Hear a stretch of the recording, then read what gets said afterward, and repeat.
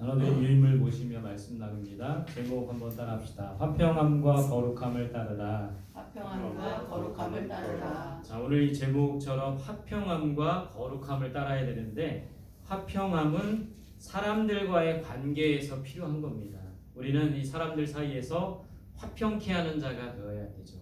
근데 무엇으로 화평이 가능합니까? 예수 그리스도의 십자가로. 그래서 십자가로 막힌 담을 허무셨다라고 되어 있죠. 화평케 하는 자가 하나님의 아들이라 일컬을 받는다 했습니다. 우리가 하나님의 자녀로서 가정에서 또 교회에서 직장에서 또 이웃과의 관계 속에서 많은 사람들과의 관계 속에서 화평함을 이룰 수 있는, 특별히 십자가로 화평을 이룰 수 있는 우리들이 되기를 바랍니다. 아멘. 자, 두 번째, 이 거룩함을 따르라고 했는데, 거룩함은 하나님과 우리의 관계 속에 필요한 거예요. 이 거룩함은 구별됨이죠. 거룩함을 어떻게 이룰 수가 있습니까?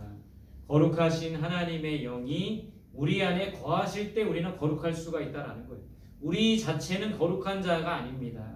그러나 하나님의 영이 우리 안에 거하실 때 거룩함을 이룰 수 있다라는 겁니다. 오늘 제목처럼 사람들과의 관계 속에서는 화평함을, 하나님과 관계에서는 거룩함을 이루는 우리 모두가 될 수 있기를 바랍니다. 아멘. 오늘 우리 14절 15절에서 이렇게 말씀하고 있습니다. 같이 읽겠습니다. 시작. 모든 사람과 더불어 화평함과 거룩함을 따르라. 이것이 없이는 아무도 주를 보지 못하리라. 너희는 하나님의 은혜에 이르지 못하는 자가 없도록 하고 또 쓴 뿌리가 나서 괴롭게 하여 많은 사람이 이로 말미암아 더럽게 되지 않게 하며. 모든 사람과 더불어, 첫 번째 보면 뭐하라? 화평하라. 여러분, 모든 사람과 화평한 것이 가능합니까?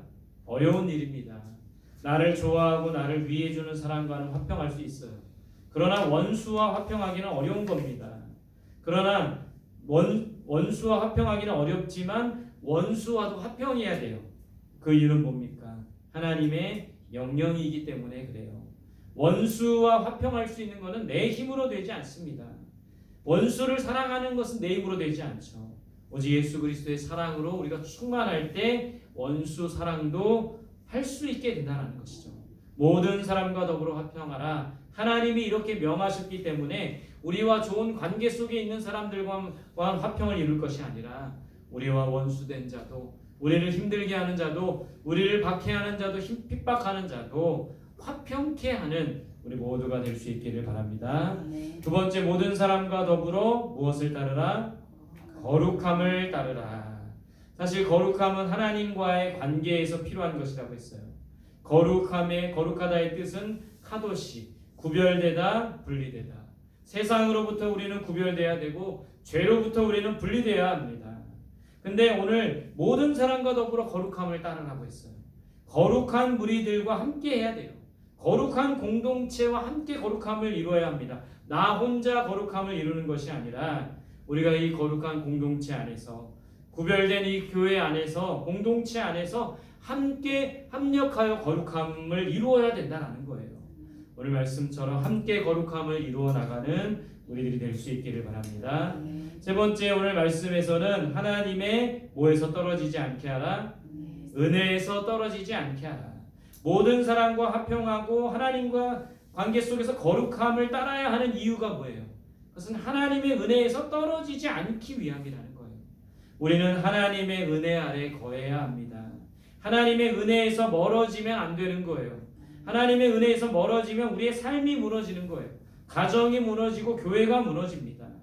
겸손히 하나님의 은혜를 구하며 화평함과 거룩함을 이루는 것을 통해서 하나님의 은혜에서 떨어지지 않는 우리들이 될 수 있기를 간절히 소망합니다. 오늘 본문 22절에서 24절까지는 우리가 어디에 거해야 되는지 가르쳐주고 있어요. 여러분, 우리는 어디에 거해야 합니까? 세상에 거하는 자가 아니라 하나님의 나라에 거하는 자가 되어야 돼요.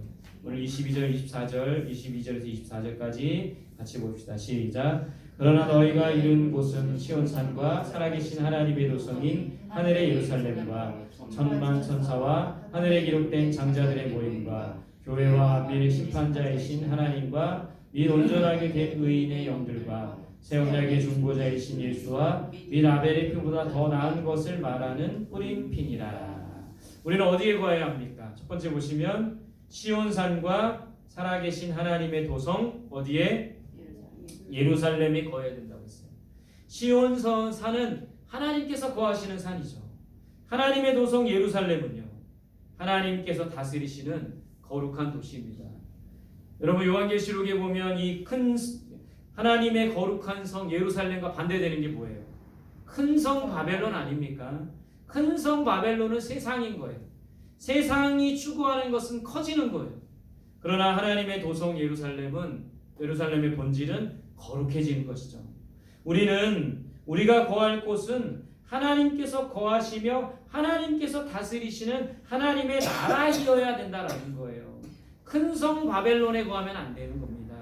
세상 속에 거하기만 해서는 안 되는 거예요. 하나님의 나라를 바라보며 하나님께서 다스리시는 나라 시온산, 하나님이 거하시는 시온에, 하나님의 도성 예루살렘에 거하는 우리 모두가 될 수 있기를 간절히 소망합니다. 두 번째, 그 시온산과 하나님의 도성 예루살렘, 하나님의 나라, 천국이라고도 할 수 있죠. 그곳은 어떤 곳입니까? 이번에 보면 교회와 만민의 심판자이신 누가 계신 곳이다? 하나님께서 계신 곳이다. 여러분, 하나님은 교회와 모든 만민의 심판자이십니다. 그분이 계신 곳이 바로 이 천국이라는 것이죠. 하나님의 나라이죠. 하나님께서 온 세상의 심판자이십니다. 하나님께서 온 세상을 다스리시며 통치하신다는 거예요. 그렇기 때문에 우리는 하나님을 두려워해야 합니다. 세상 왕들이 아니라 하나님을 두려워해야 돼요. 하나님의 나라는 그 하나님께서 계신 곳이 바로 하나님의 나라죠. 우리도 하나님의 나라를 바라보며 매일매일을 살아가는 우리들이 될 수 있기를 바랍니다. 자, 세 번째, 그곳은 그 하나님께서 구하신 하나님의 나라 천국은 누가 계신 곳입니까? 새 언약의 중보자이신 누가? 예수님이 계신 곳이라고 했어요. 천국에는 하나님과 하나님의 아들 예수 그리스도께서 계신 겁니다. 근데 오늘 이 예수님을 어떤 분이라고 설명하고 있어요? 새 언약의 중보자라고 말하고 있습니다. 새 언약은 뭡니까? 여러분, 신약에서 말하는 새 언약은 뭐예요? 서로 사랑하는 것이죠. 중보자는 뭡니까? 다리가 되시는 거예요. 그러니까 예수 그리스도께서 새 언약의 중보자가 되신다는 것은 다리가 되신다는 거예요. 사랑으로서 하나님과 죄인된 인간의 사이를 연결하는 다리가 되신다라는 거예요. 화목하게 하시는 자가 된다라는 거예요. 그 새 언약의 중보자이신 예수님을 통해서 우리는 하나님의 나라에 갈 수 있다라는 것이죠. 하나님과 그 아들 예수 그리스도가 계신 하나님의 나라 천국을 바라보며 시온산을 거하며 하나님의 도성 예루살렘 안에 거하는 우리 모두가 될 수 있기를 바랍니다.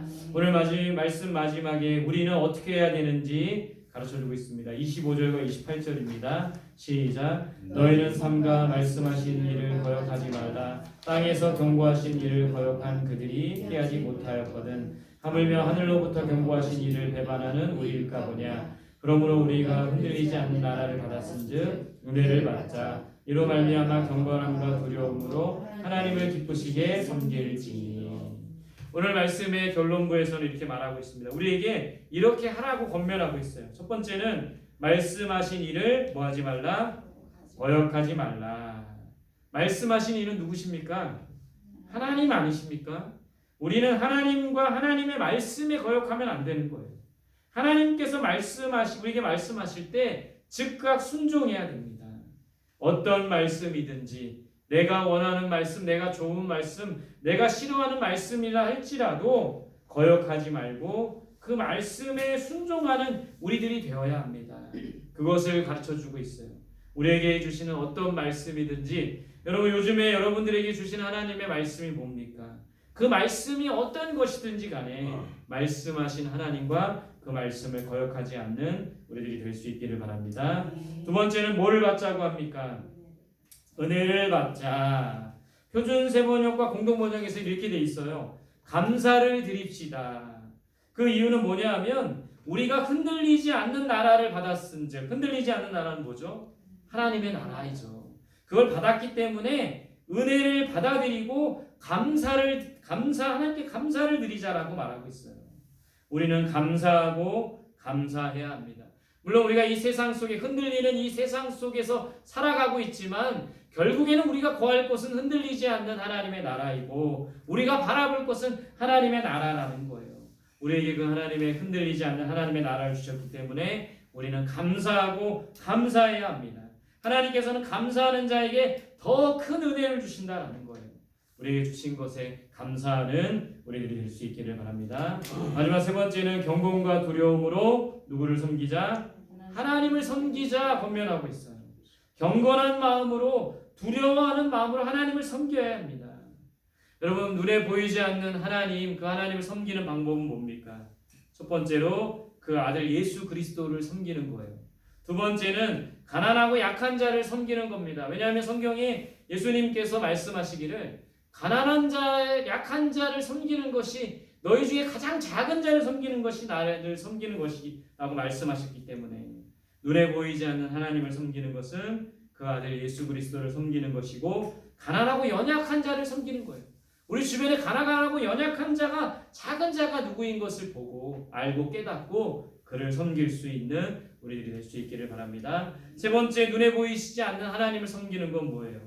교회를 섬기는 겁니다. 왜냐하면 교회는 예수 그리스도의 몸이기 때문에 우리가 경건한 마음으로 두려운 마음으로 하나님의 아들 예수 그리스도를 섬기고 가장 작고 연약한 자를 섬기며 교회를 섬기는 우리들이 될 수 있기를 바랍니다. 이 모든 것을 하나님을 경외함으로 하나님을 섬기고 하나님을 경외함으로 그 아들 예수 그리스도를 섬기고 하나님을 경외함으로 교회를 섬기며 하나님을 경외함으로 가난하고 연약한 이웃들을 섬기는 저와 여러분들의 삶이 되시기를 간절히 소망합니다.